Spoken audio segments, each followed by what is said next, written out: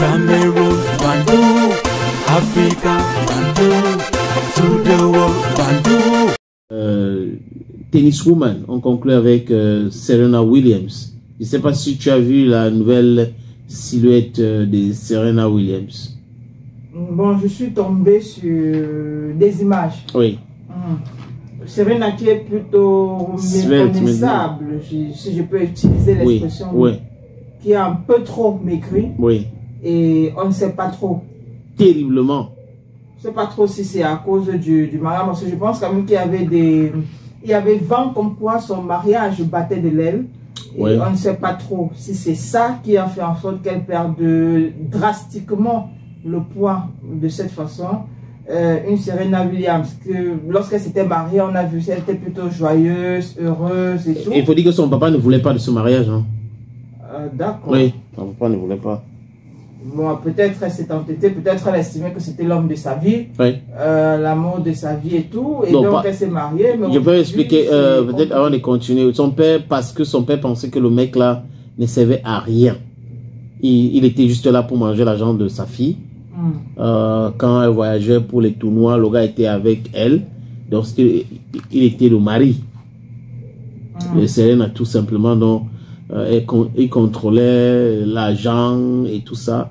Et son père pensait qu'il était un gold digger.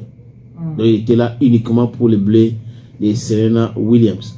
Et Serena a toujours grandi avec cette complexe de sa grande sœur, Venus. Parce que Venus est svelte. Mais Serena est potelée.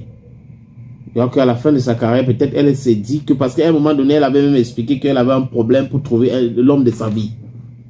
Qu'elle n'avait pas l'homme. Que c'était compliqué pour elle. À son âge, c'était très très difficile pour elle. Et quand elle est tombée sur l'homme là, c'était du pain béni. Mais après, on voit que son papa certainement avait raison. Et aujourd'hui, peut-être que dans sa tête, c'est que c'est parce que je suis potelé, j'ai le poids et tout ça que les hommes ne viennent pas. Il doit être svelte. Et aussi ces complexes-là qui poussent certaines personnes ou certaines femmes à faire certaines choses, d'autres qui vont se décaper, d'autres qui vont... Il y a... Bon, si vous n'êtes pas stable mentalement, ça peut vous arriver. Bon, je ne sais pas trop ce qu'elle appelle pour télé, je ne sais pas trop comment elle est jolie comme ça. Je ne sais pas trop comment, peut-être son miroir avait un problème. Mais si on a la même définition de potelé, si on a la même définition de svelte et tout, moi je trouve qu'elle avait un corps normal. Elle était mieux qu'avant. Oui, elle avait une silhouette parfaite. Maintenant, après, le fait de ne pas avoir un homme dans sa vie n'a rien à voir avec le corps. Les hommes sont plus ou moins rares. Oui. Généralement, dans leur contexte, c'est x2. C'est-à-dire que si là on dit que l'homme est rare, ça veut dire que là-bas, l'homme est rare x3. Oui, x4 même. Donc maintenant, ça n'a rien à voir avec le corps. Après, même quand tu trouves, il faut savoir faire le discernement. Il faut être assez lucide pour savoir que bon, telle personne est là que pour mon argent, ou bien telle personne est là pour moi, ou par amour et consort. Mais après aussi, ça dépend de ce qu'elle a. Mais quand l'amour est aveugle, c'est compliqué de voir toutes ces choses. Hein? Bon, je suis d'accord, quand l'amour est aveugle, c'est difficile de voir. Encore que ça dépend de ce qu'elle a vécu, je voulais dire. Généralement, des femmes comme ça, là, les femmes qui ont commencé à amasser l'argent très tôt, qui ont commencé à avoir un certain standing très tôt, c'est pas souvent évident de les aborder. C'est-à-dire que même quand il y a des hommes qui veulent bien les aborder, chaque homme va se dire, si je vais lui dire bonjour, elle va réagir comment, voilà. Elle a son compte en banque, il est fourni, peut-être elle n'a pas besoin d'un homme et tout. Et du coup, souvent, elle se renferme même sans le savoir et elle devient inaccessible. Et ça fait que sur 1, 2, 3, voire 10, 15 ans, elle vit seule.